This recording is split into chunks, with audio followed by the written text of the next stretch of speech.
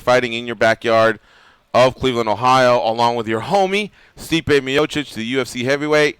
So this is probably like dream come true time for you as far as what you ever thought of what you'd like to do when you first started fighting MMA.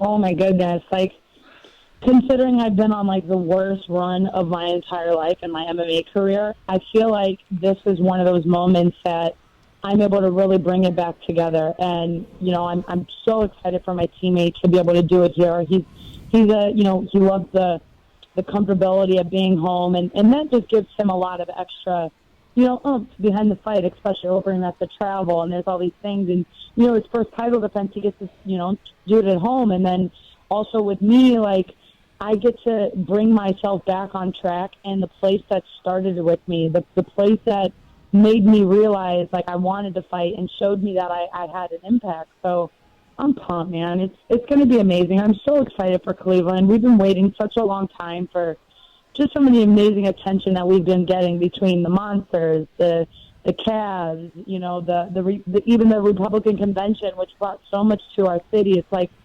now the UFC is finally coming here, and during during the warmer season, which is awesome because people would hate if they came during the cold time, but it's just awesome. I can't wait for people to see why we love Cleveland so much and why it's so electric, and why I can't wait to just fight here and just pound the crap out of bets in my hometown and just get back on track. When I was looking at the card, I figured this is going to be a rough night because it's going to be a roller coaster of emotions. You have to get up for your fight, and then as George mentioned, Stipe Miocic fights later, and we always hear from you guys that you're almost more nervous for your friends' fights than you are your own. What are you going to do to kind of combat those emotions? What keeps you level? Well, after my lackluster performance against Sarah McMahon, and who was a friend of mine, and I think that kind of screwed up my ability to fight the way that I needed to. I went and started seeing a sports psychologist because I knew that the Cleveland part was coming. I knew that they were going to want me on it. I mean, I'm a huge draw here along with Stipe.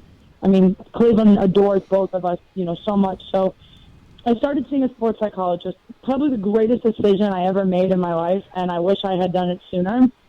But needless to say, I started working with a sports psychologist, and this time too, me and Steve are very lucky. We have amazing a group, not just a coach, but a group of coaches that have worked with us. Well, this time, we're gonna split the coaches up because I'm, the main event of the prelims.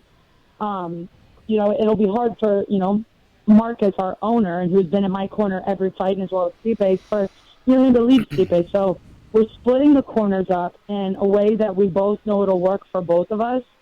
And I mean, to be honest, I don't think Stipe's nervous for me, and I'm not nervous for him. Like, we have fought in Cleveland. I mean, I probably fought in Cleveland 15 times, in my life. Like, I feel like I'm less nervous here because I'll be right there.